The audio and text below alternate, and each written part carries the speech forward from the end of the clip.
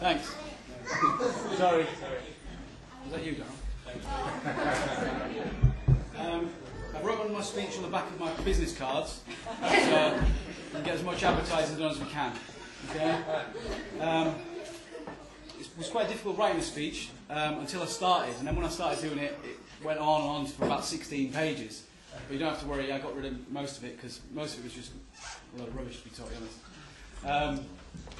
As most of you know, I'm a bit uncomfortable wearing this suit. As Jadel likes to point out all the time, my best idea of clothing is jeans and t-shirt. Usually my jeans don't fit properly, and my t-shirt's a Batman one. Okay? And everyone thought that we were going to be in fancy dress today, so I think it's a bit of a rude trick that you dress me as the Penguin.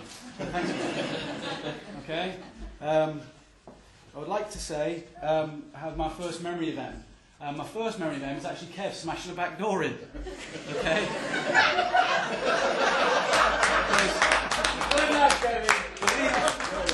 Believe it or not, when they were about 8 years old, Kevin and Em used to fight a lot.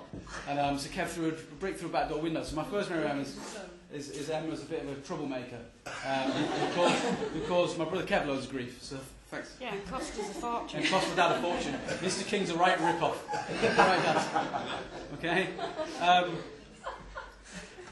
After that, I knew Em as a tough tomboy who was more likely to be fighting with boys than doing her nails. And my next memory of her is actually about 1991. And I'm a bit of a Michael Jackson fan, you see. So, and about 1991, I realised it was a bit gay to have Michael Jackson posters all over my bedroom wall. So I took them all down. I replaced them with Batman ones. But that's not gay, because Batman's pretty cool. Okay? Anyway, I took them all around to Em's. And I remember knocking on the door, and actually Pam answered, and I had this box of things. I knew Em was a Michael Jackson fan, because we discovered that at the local youth club. Em was in the lower youth club, and I was in the older youth club. And I found out that she was a Michael Jackson fan there. So I took these. I know you're probably surprised there is only about 5 years age difference between us, although some of us like to point out all the time that she's young enough to be my daughter. That's Paul, by the way. He's the ugly Scottish one over there. After I took these posters around, you know, I think that's when Em's crush on me begins. It's about 1991, 1992. Nice young lad, 5 years old. He comes around your house, gives you a couple of posters. I mean, what more do you want in a man? Back then, it was just nice. Nowadays, grooming.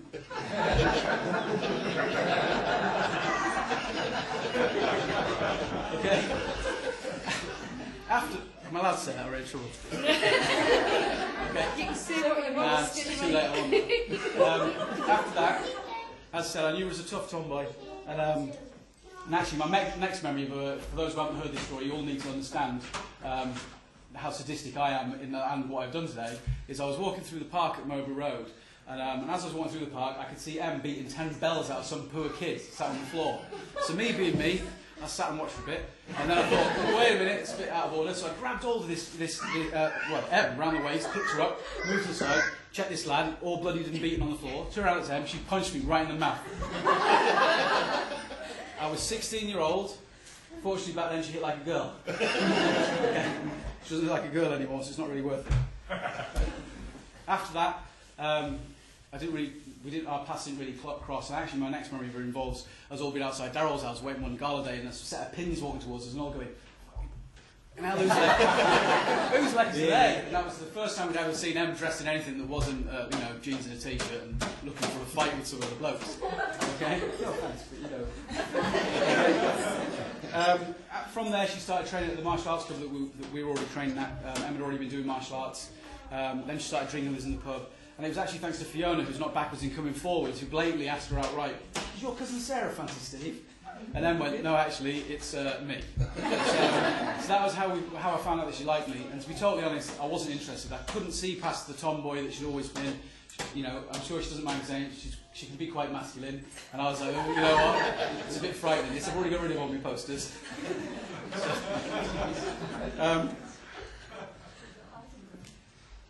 Okay.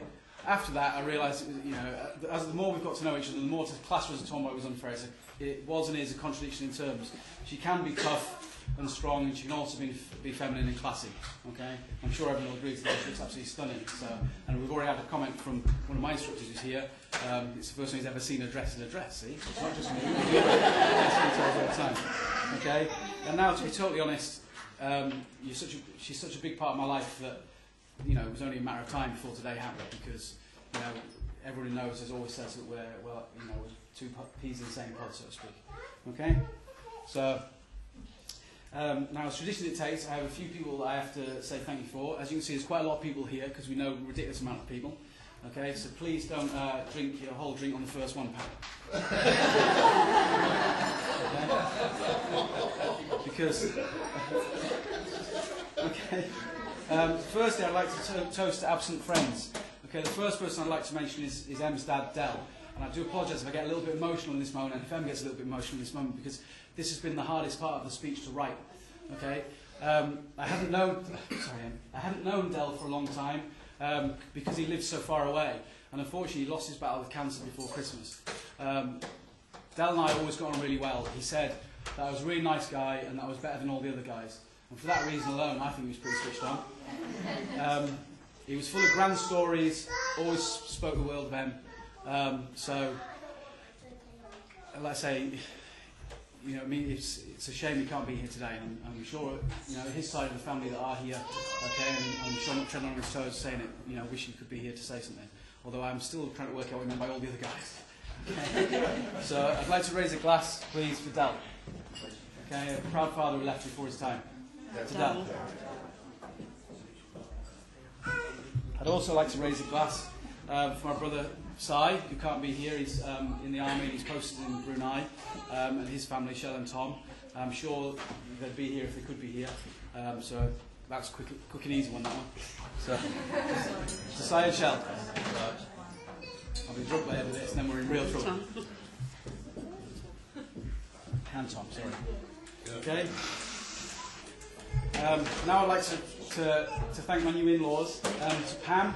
On the day I proposed to Em, Pam said to me, "I'm not interested in you getting married, I just want bloody grandchildren. I am sick of sharing everybody else's."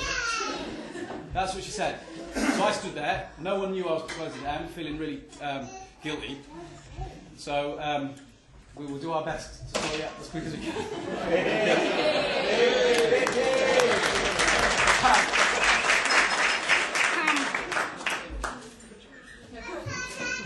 Pardon? No pressure, that's it. And to Charlie, like Charlie said, we haven't known each other a long time, and to be totally honest, it's a bit of a knock, no. I'm only kidding, okay? And to be totally honest, we didn't have a lot to do. I haven't had a lot to do with Pam in the time that Emma and I have been together. We've been together 8 years, and unfortunately Pam, and we didn't always see eye to eye, not through any fault of Pam's, but through the fault of somebody else who was there.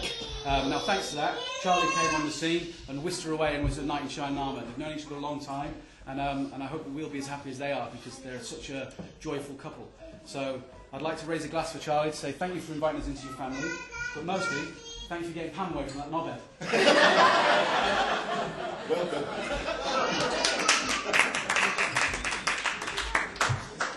Okay, I've also got this gift for you.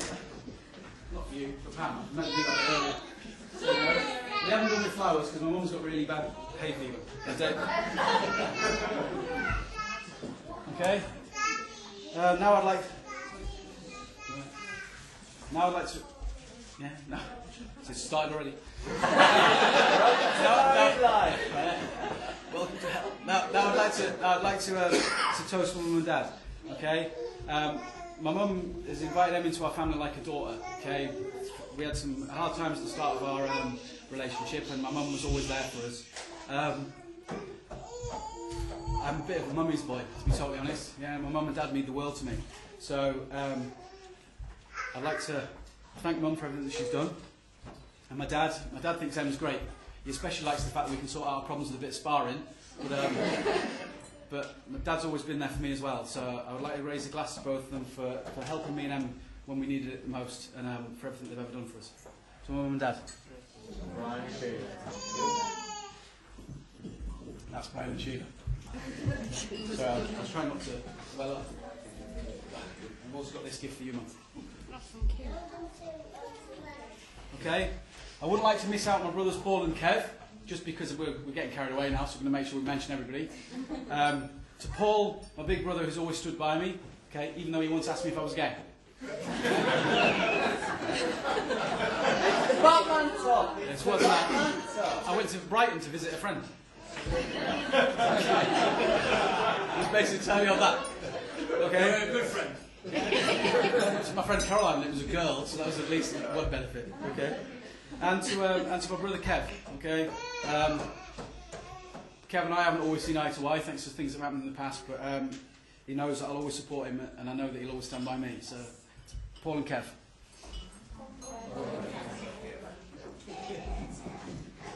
Okay, I'd also like to thank Nikki and Danielle for being wonderful bridesmaids today. I'm sure you helped Em through the stress this morning. I'm sure you didn't help tie a dress together, because I heard that Charlie had to do that because no one could figure out how it worked. So I'd like to say that you both look stunning, and we have these gifts for you. So bear with me a minute. That's for you, Nick. Thank you very much. Okay. We'll pass this down the line to Danielle, please. Okay.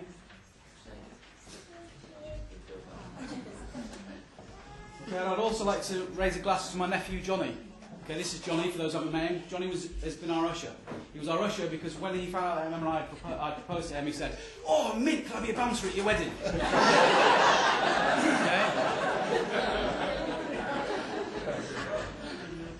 So for that reason, I'd like to raise a glass for Johnny. I'm really proud that he kept his head in the game. So Johnny, I know you love the way that you take the mickey at me, so it was my go. Okay? Okay, yeah, sorry, we have a gift for you as well. There's a lot of these. Just check the right one.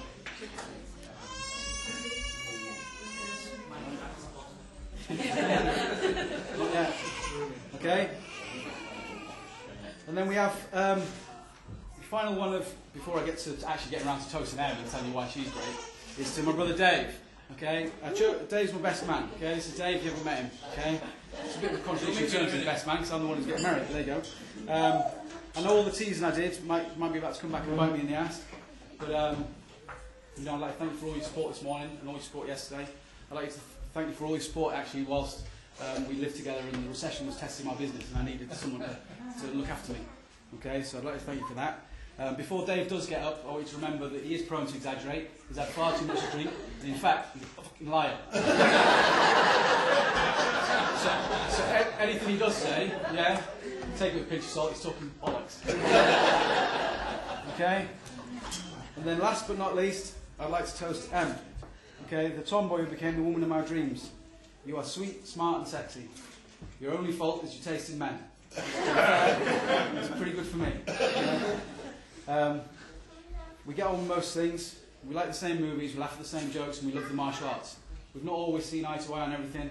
I've made you sit through Star Trek and Batman films. You took me to take that. Okay, you're my partner in love and in play. And I did not know what was missing in my heart until I opened it up to you. I love you. You're my rock, my inspiration, and my wife. Okay? Now, before we finish, I'd like to finish with a song. Okay? The man. Oh, I've got Dave's present as well. I'm getting told off again. I don't want to say it. Present for Dave. I would like to finish with a song. Okay? It's not an Earth song, no. Okay? It's another song that means a lot to me and Em, and I just thought it would be quite fitting to finish with it because, to be totally honest, I don't get embarrassed very easily. Em always complains I don't sing enough in karaoke, so we're going to get a bit of a beat going. So ready? So we're going to go. Right, you ready? I have to tone it down a bit, it's going to be a bit loud for me. So I'm going to go. Hey, pretty baby with your high heels on, you give me fever like I've never ever known. You're just a part of this loveliness. I like the groove of your walk, your talk, your dress. You kill my fever from miles around. I'll pick you up in my car and we'll head to town. Kiss me, baby, and tell me twice. 'Cause you're the one for me, the way you make me feel.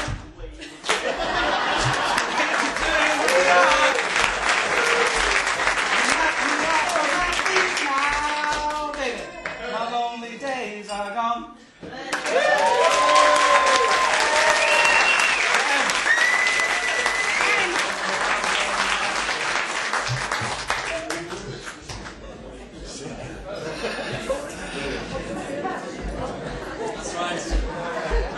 turn.